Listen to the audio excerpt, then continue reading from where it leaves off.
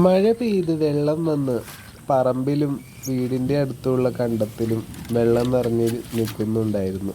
ഞാൻ അതിലൂടെ മെല്ലെ നടന്നു. കുറച്ച് നാളുകൾക്ക് മുൻപ് ഞാനൊരു വലിയ കപ്പങ്ങ വാങ്ങി. അതിലെ കുരു പാകിയപ്പോൾ അതൊരു മരമായി മാറി. നമ്മൾ കടയിൽ നിന്നും മേടിക്കുന്ന പച്ചക്കറികളും ഫ്രൂട്ട്സും വീട്ടിൽ തന്നെ അതിൻ്റെ കുരുക്കൾ നട്ട് കഴിഞ്ഞാൽ നമുക്ക് ഉണ്ടാക്കിയെടുക്കാൻ പറ്റും. തക്കാളിയിൽ നിന്നും കിട്ടിയ കുരുവാകി തക്കാളി ചെടി. ഞാനൊരു ചെടിച്ചട്ടിയിൽ കുറച്ച് മുളകിൻ്റെയും തക്കാളിയുടെയും എല്ലാം കുരുപാകിയായിരുന്നു. അതിപ്പോൾ നോക്കുമ്പോൾ വലിയൊരു തക്കാളി ചെടിയായിട്ട് വളർന്നിരിക്കുന്നു. നല്ലൊരു പ്രത്യേക സുഗന്ധമാണ് ഈ തക്കാളി ചെടിയിൽ നിന്നും വരുന്നത്. കപ്പങ്ങ മരത്തിൻ്റെയും 2 ചാക്കിൽ മണൽ നിറച്ച് വെച്ചിട്ടുണ്ടായിരുന്നു. അതിൻ്റെ ഇടയിൽ എടുത്ത് വെച്ചു. അവിടെ നിൽക്കട്ടെ എന്ന് വിചാരിച്ചു. തക്കാളിച്ചെടി നടുമ്പോൾ ഒരു സപ്പോർട്ട് വേണം. തീരെ ആവതില്ലാത്ത ചെടിയാണ് തക്കാളിച്ചെടി. അതിനുശേഷം ചെടിച്ചട്ടിയിൽ പാകിയ മുളക് നല്ലപോലെ മുളച്ച് ചെടികളായി മാറിയിട്ടുണ്ട്. അതെല്ലാം ഒരു പ്ലാസ്റ്റിക് ചെടിച്ചട്ടിയിലേക്ക് മാറ്റണം.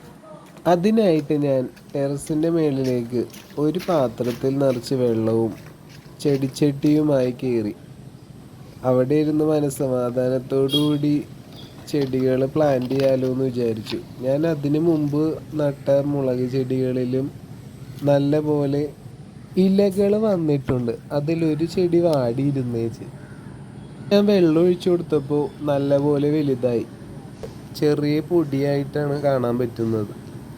3 മുളകുകൾ അതിലുണ്ടായി ഇങ്ങനെ നിൽക്കുന്നുണ്ട്. നല്ല ഭംഗിയുണ്ടായ ചെടിയാണ്.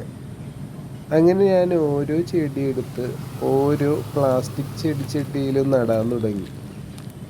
മനോഹരമായ മുളക് ചെടികൾ വിൽക്കാലോ എന്ന് പറഞ്ഞാണ് ഞാനിത് ഉണ്ടാക്കുന്നത്. ആർക്കെങ്കിലും വേണമെങ്കിൽ ഞാൻ ഇവിടെ നമ്പർ കൊടുക്കാം, അതിൽ ബന്ധപ്പെട്ടാൽ മതി. ഇതിനു മുമ്പ് ഞാൻ പ്ലാസ്റ്റിക് ചെടിച്ചട്ടികളിൽ ഇതേപോലെ തന്നെ പനിക്കൂർക്കയുടെ ചെടികൾ നട്ടായിരുന്നു.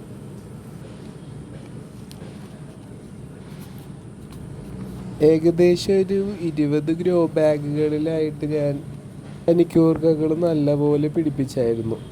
അതും ഒരു ഗ്രോ ബാഗിൽ തന്നെ ഒരു 5 പനിക്കൂർക്കയുടെ ചെടി വെച്ച്.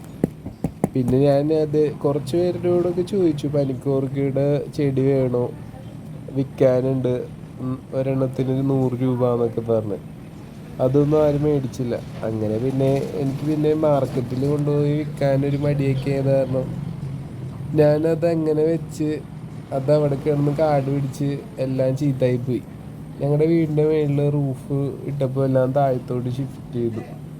ആ സമയത്ത് ഈ ചെടിയെല്ലാം നശിച്ചു. ഇപ്പോൾ ഒരു പനിക്കൂർക്ക ചെടി പോലും എൻ്റെ കയ്യിലില്ല. എല്ലാം നശിച്ചു പോയി.